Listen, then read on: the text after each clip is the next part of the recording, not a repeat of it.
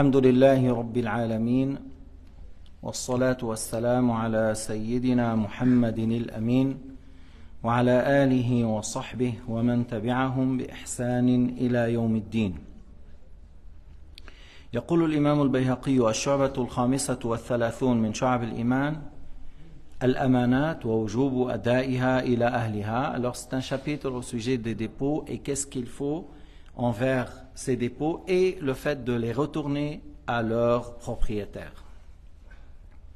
يعني الإنسان يكون أمينا عند البيع، أمينا عند الشراء، أمينا إذا استخدم عند إنسان. Alors il faut être honnête. Si tu travailles chez quelqu'un et tu t'es mis d'accord pour les heures du travail, 8 heures par jour, et le travail est bien précis. Alors si tu viens en retard une demi-heure, tu signales. Si le propriétaire n'est pas présent, tu ne vas pas jouer d'une manière que lui, il te paye à l'heure, et toi, en réalité, tu ne travailles pas l'heure, tu fais 30-40 minutes de chaque heure. À la fin de la journée, il y a 1 heure ou 2 heures qui manquent. Alors tu n'as pas le droit de prendre ton salaire complet par la suite à la fin du mois. إذا من جملة الأمانة، إذا الإنسان اشتغل أجيرا عند فلان فقال له شغلك هو هذا، بين له الشغل وقال له تعمل في اليوم 8 ساعات، عندك في وقت معين هو وقت الراحة لك ساعة، والأجرة في اليوم كذا، مجموع في الشهر يكون حسابك كذا. في حال هذا الإنسان كان يأتي متأخر، المطلوب أن يبين أني جئت متأخرا. فإذا قال له العمل طيب إذا جئت متأخر نصف ساعة تزيد في آخر اليوم نصف ساعة، إذن تزيد نصف ساعة. إذا كان صاحب العمل غائبا فبالتالي أنت بعض الأحيان لا تعطي الشغل كامل، إنما من الساعة قد تشتغل 40 أو 45 دقيقة، والآخر على التليفون واتساب مع فلان ومع فلان. صاحب العمل لا يرضى، ما عنده علم، إذن ليس لك أن تأخذ الأجرة كاملة. فإذا أخذت الأجرة كاملة ولم تبين لصاحب العمل هذه خيانة، هذه ضد الأمانة.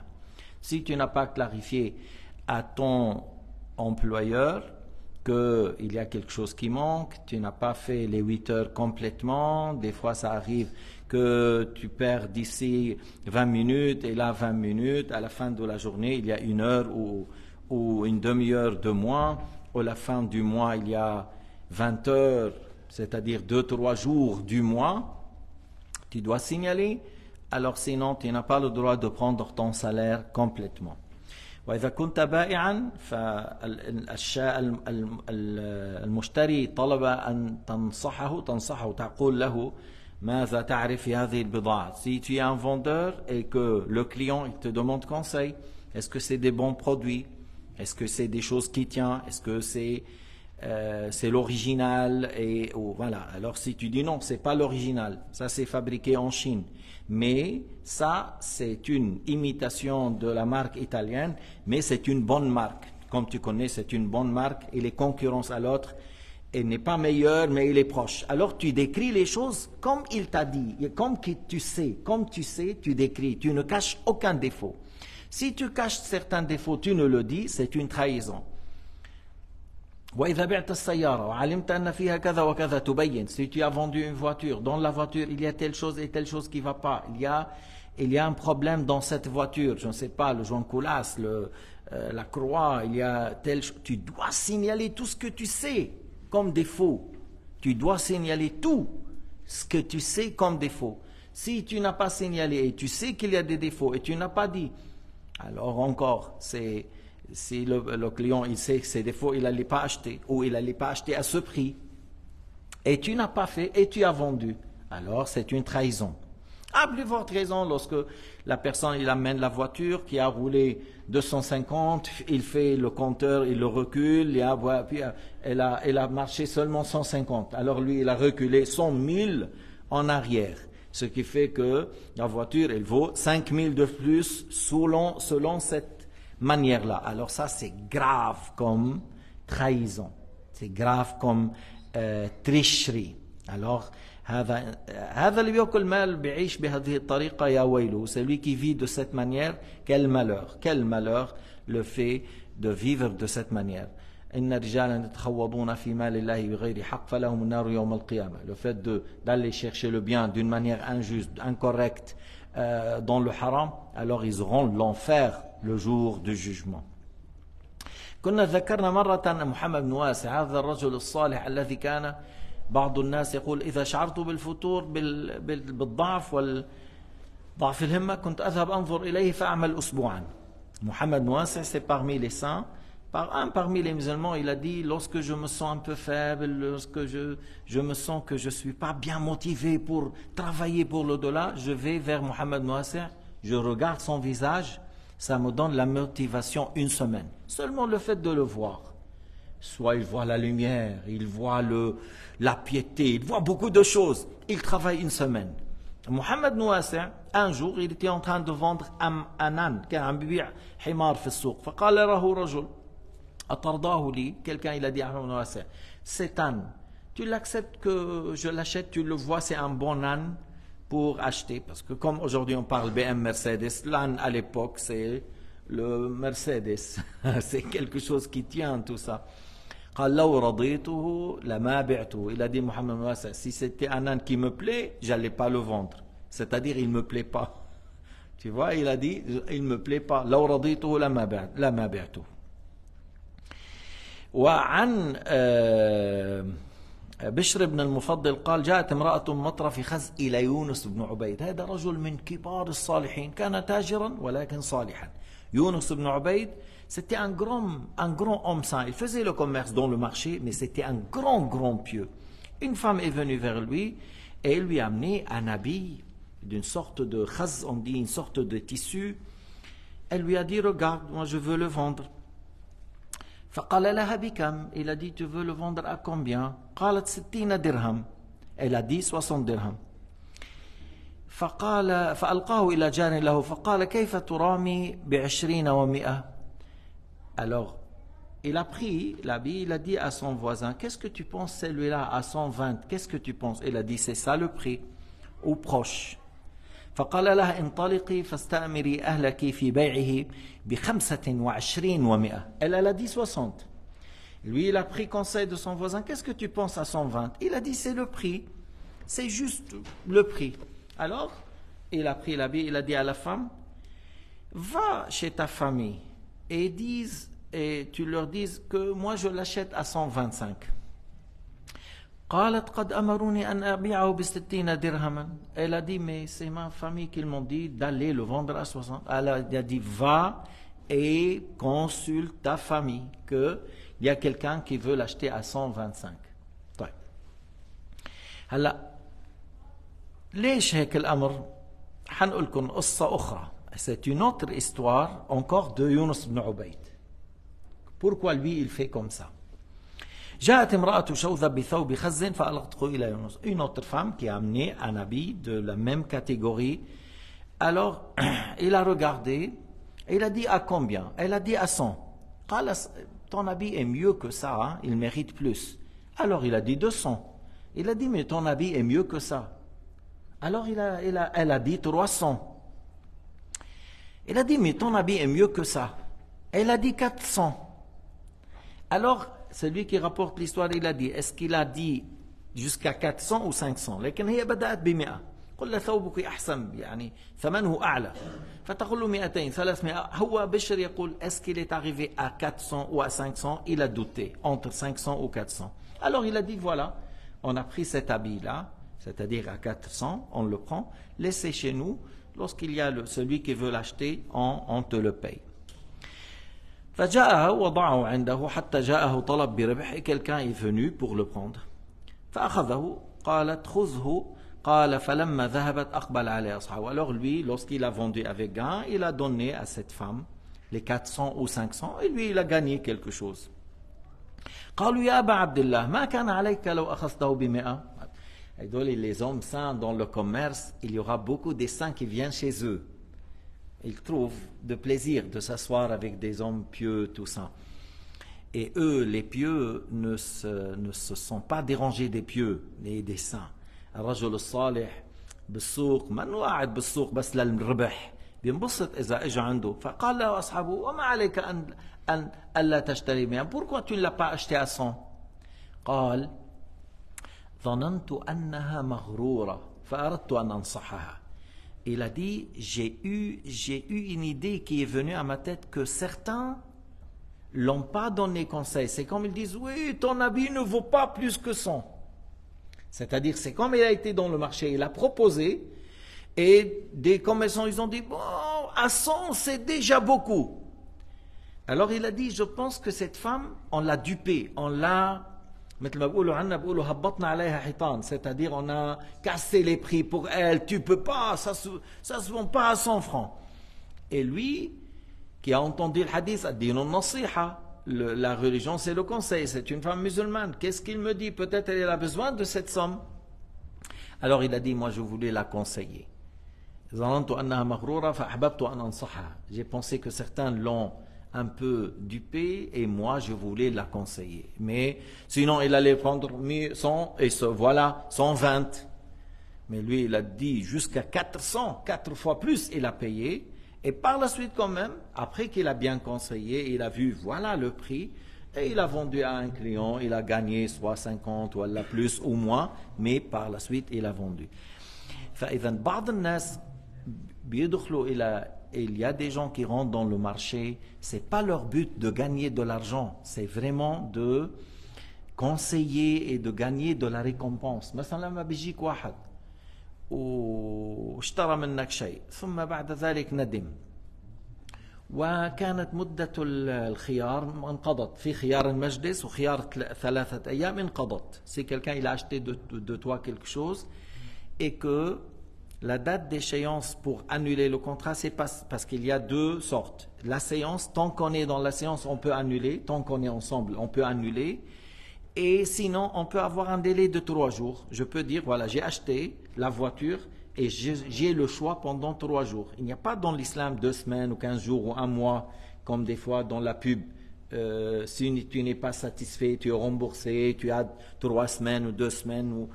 Bon, eux, ils font ça, ils ont leur manière, et dans l'islam jusqu'à 3 jours. Mais supposons, quelqu'un il est venu après 3 jours, il a déjà acheté, il n'y a plus le choix d'annuler, je peux dire non, tu es venu après les 3 jours, je peux dire non, j'ai le droit. Mais celui-là il est venu 1 semaine et 10 jours et il vient pour annuler. Et then, la sunna c'est d'accepter. Pourquoi? Pour avoir la récompense. C'est quoi la récompense? Man aqala nadiman aqala Allahu athratahu yawm al-qiyamah. C'est lui qui a accepté d'annuler le contrat à quelqu'un qui a regretté. Allah Ta'ala le soulage d'une difficulté dans le jour du jugement. Alors si tu es en difficulté le jour du jugement, et les difficultés du jour du jugement, c'est pas comme les difficultés d'aujourd'hui. Alors lorsque tu as fait ça, ça te soulage d'une difficulté. Et tu as fait ça plusieurs fois, alors tu as le soulagement de plusieurs difficultés. Man aqala nadiman aqala Allahu athratahu yawm al-qiyamah. فالإنسان لا ينبغي فقط أن يفكر فقط في الربح. قل له خسرتني وكان فيني أربح مع غيرك و tu m'as fait perdre le temps, j'ai pu gagner avec un autre et je te fais. C'est fait, هذا ينبغي أن تفرح به. Normalement, tu dois être content parce qu'il t'a donné la possibilité d'avoir une grande récompense et d'être soulagé d'une difficulté parmi les difficultés du jour du jugement. وعن بعض الصالحين قال له أتوا واحد عم يبيع شاة, il était en train de vendre une brebis et il lui a dit يعني en décrivant, il a dit il me semble le lait de cette brebis un peu salé. Oui, بس هو يخيل إليه il n'était pas sûr, mais il a dit quand même يخيل إلي, il me semble que le lait de cette brebis il est un peu salé. Yimkin, si on vérifie bien, peut-être non, c'est une bonne qualité, mais lui il voulait dire son impression ou qu'est-ce qu'il ressent ou qu'est-ce peut-être un jour lui il était malade et il a goûté, il a donné ce goût, alors il lui a dit. C'est des gens qui ne trichent pas. C'est des gens qui sont honnêtes lorsqu'ils décrivent les choses. عن ذنون المصري قال 3 من أعلام الخير في التاجر. 3 signes, 3 choses, 3 qualités qui montrent que ce commerçant est un homme de bien. 3 choses. Tarku dhammi idha ishtara. Lorsqu'il achète, il ne critique pas ce qu'il achète.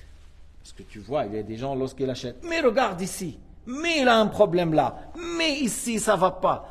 Alors le bon commerçant, il ne critique pas ce. S'il me plaît, alors, tu veux l'acheter et tu le critiques, ça veut dire pourquoi tu. S'il te plaît pas, pourquoi tu vas l'acheter? Mais il y a des gens, ils ont la manière, et ils montrent. Non. Alors il a dit, il ne critique pas les choses lorsqu'il achète. Et lorsqu'il vend, il ne fait pas des éloges. Il n'exagère pas dans le fait de louer. Sauf si c'est une chose, une bonne qualité, et tu as voulu qu'il la prenne celui-là, et que c'était bien pour lui. C'est un bon cheval de race, et celui-là, si tu le prends, ça va te donner des poulains, des petits chevaux poulains, tu vas avoir des fortunes, c'est un cheval très important. Voilà, par exemple. Alors là, tu lui dis, prends-le, c'est bien pour toi. Mais en dehors de ça, c'est-à-dire, il ne faut pas que tu loues, tu exagères en louant tes marchandises. Il ne fait pas des éloges pour ne pas mentir dans les mensonges. Mais si il est sûr qu'il dit la vérité et il n'y a pas du mensonge, c'est pas grave. Et le fait de conseiller, parce que tu dis, voilà, est-ce que tu me conseilles après? Voilà, mon voisin, il a quelque chose de meilleur que moi. Moi, ce que j'ai, c'est moyen, mais lui, il a une meilleure qualité. Par exemple, c'est comme ça, tu conseilles le musulman. Même s'il ne va pas acheter de toi, il va acheter de chez ton voisin. Le pantalon, ok, c'est un pantalon qui, voilà, de mauvaise qualité, de bonne qualité, tu dis les choses, tu le conseilles, comme si c'est toi qui vas l'acheter. Et le fait de, lorsque tu pèses, tu donnes le kilo ou le poids, en étant sûr, tu augmentes pour ne pas diminuer, pour ne pas tomber dans le fait que tu as diminué 1 kilo. C'est pour cela, par exemple, lorsque tu mets une enveloppe, il faut tenir compte du poids de l'enveloppe. Si tu mets dans un sac, il faut tenir compte le poids du sac. Si c'est 10 grammes, alors il faut donner 1 kilo et 10 grammes, 1 kilo et 15 grammes. 3 choses sont des signes les signes de bien dans le fait de gagner la vie. 3 choses qui sont dans des grands signes dans le fait de chercher le halal, Et il a dit le fait de préserver la langue, préserve ta langue et tu exécutes la promesse et tu honores ta promesse et tu fais bien ton acte. Tu fais l'acte parfaitement. Que soit tu es peintre ou tu es menuisier ou tu es, je ne sais pas, électricien ou tu es sanitaire, tu fais les choses parfaitement. Comme qui? Les Tunisiens ou les Suisses? les Suisses. Comme les Libanais? Non, comme les Suisses. Ana Mouradi, dans beaucoup, on dit qualité suisse. Pourquoi? Parce qu'ils étaient très répandus par le fait qu'ils font les choses pointueux. Ils demandent de plus, mais après tu sors que ils sont le moins cher.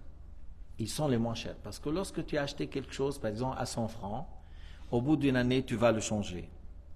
Mais l'autre, il a pris 500, mais au bout de 20 ans, tu ne vas pas changer.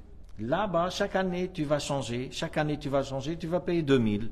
Et lui, il a pris 500 et ça dure pour 20 ans. على كل ليس في الحديث أن الله يحب أحدكم إذا عمل عملا أن يتقنه قيل وما إتقانه يا رسول الله قال يخلصه من الرياء ويخلصه من البدعة. يعني dans l'acte, lorsqu'on parle إتقان العمل في العبادة, dans l'adoration, إتقان العمل dans l'ibada, avoir la sincérité et ne pas faire innovation. Au fi, مثلا lorsqu'il y avait un enterrement, كان في قبر عم دفن, et le prophète, il a ordonné de régler quelque chose. Et il a dit, إن الله يحب أحدكم إذا عمل عملا أن يتقنه. Lorsque tu as fait l'enterrement, tu le fais parfaitement, tu mets les pierres comme il faut, d'une manière que la terre ne rentre pas sur le mort. Alors, il y a quelque chose qui est important. Tu donnes, que soit tu es en employé, tu fais les choses parfaitement. Comme ça, tu dis, comme on dit, je donne un travail avec conseil. Parce que si tu fais de cette manière, tu as conseillé à celui qui t'a demandé le service. Lorsque tu as construit le mur, tu as fait bien solide pour que les pierres tiennent. Tu as fait bien la porte. Tu as fait bien le carrelage, tu as bien mis le robinet, tu as fait tout ce qu'il faut pour qu'il n'aura pas. Et ça, ça rentre dans le fait conseiller pour les musulmans. Le fait que an-nasiha lil muslimin. Et par la suite, après, les gens, de toute façon, la bonne réputation fait que celui-là, il aura toujours du travail. Toujours, il a. Pourquoi? Parce que c'est quelqu'un qui fait les choses parfaitement avec soin.